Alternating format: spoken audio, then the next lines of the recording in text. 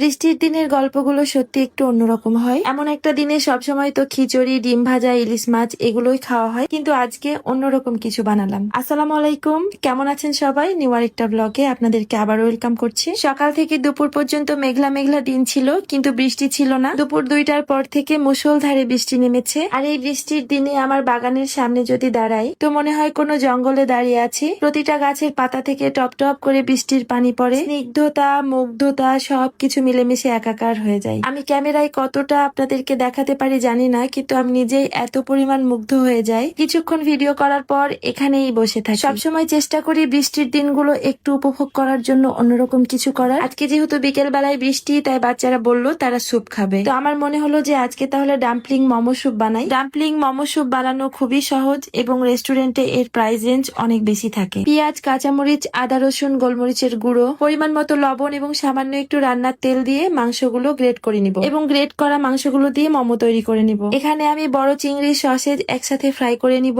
আরো কিছু যুক্ত করা যায়, যেহেতু এটা সি ফুড টাইপের খাবার। এখানে কর্ন অ্যাড করার ইচ্ছা ছিল, কিন্তু বাড়িতে ছিল না, অন্য একদিন ট্রাই করব। এদিকে ফ্রাই হতে হতে ওদিকে আমি স্যুপ বসিয়ে দিয়েছি। 3 প্যাকেট স্পেশাল থাই স্যুপ পরিমাণ মতো পানি দিয়ে গুলিয়ে নিয়েছি। অবশ্যই নর্মাল পানিতে গুলিয়ে নিতে হবে, কারণ গরম পানিতে স্যুপ দলা বেঁধে যায়। আর প্যাকেটের গায়ে লেখা আছে কত পরিমাণ পানি দিতে হবে। মোমোগুলো একটু রাইস কুকারে ভাপ দিয়ে নিয়েছি, যাতে স্যুপের সাথে সুন্দরভাবে সিদ্ধ হয়ে যায়। যদিও এখানেও একটু সিদ্ধ হবে। সব উপকরণগুলো এক এক করে দিয়ে দিব এবং নাড়তে থাকবো। এক্সট্রা করে কোনো মশলা অ্যাড করতে হবে না, কারণ স্যুপের মধ্যেই সবকিছু মিক্সড করা থাকে। এখানে আমি আরো 4টা সিদ্ধ ডিম অ্যাড করে দিব। 5 মিনিট মতো ঢাকনা দিয়ে ঢেকে দিব, যাতে আরো সুন্দরভাবে সবকিছু সিদ্ধ হয়ে যায়। আর আমার মতো কার কার এমন অভ্যাস আছে বলেন তো? রান্নার একটু ছিটানি পড়লে এইভাবে মোছামুছি করতে থাকি। এরপর দিয়ে দিব টমেটো সস, 5-6টা ফালি করে রাখা কাঁচামরিচ এবং 1 চামচ মতো বিট লবণ। ডাম্পলিং মোমো স্যুপ সবসময় একটু পাতলা থাকে, তাই খেয়াল রাখতে হবে জাল করতে করতে স্যুপটা যাতে একটুও গাঢ় না হয়। আলহামদুলিল্লাহ, রান্না কমপ্লিট হয়ে গেল।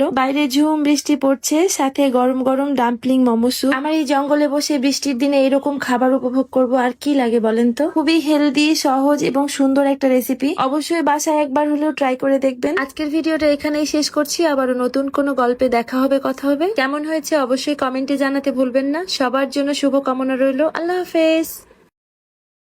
এই ফুলটা আমি তৈরি করেছি শুকনা পাতা দিয়ে, আর এটা বানানো খুবই সহজ। প্রথমে কিছু শুকনা পাতা আমি নিয়ে নিয়েছি, আর এরপর আমি একটা টিস্যু পেপার এভাবে মুড়িয়ে নিয়ে গোল করে একটা স্টিকের ভিতরে সেট করে নিয়েছি। তারপর আমি এই পাতাগুলো এক এক করে সেট করে দিব। আমার আসলে ইচ্ছা ছিল একটা ডালিয়া ফুল তৈরি করব, সেজন্য আমি এভাবে সেট করতেছিলাম। প্রথমে ছোট পাতা, তারপর আরেকটু বড় পাতা, তারপর আরেকটু বড় পাতা। তো এরপর আমি ফ্লাওয়ার টেপটা দিয়ে এভাবে সুন্দর করে মুড়িয়ে দিচ্ছি। আর এভাবে মোড়ানোর পরে আমার কাজটা হচ্ছে এভাবে সহজে রং করে দেওয়া, আর এটা হচ্ছে ফাইনাল লুক।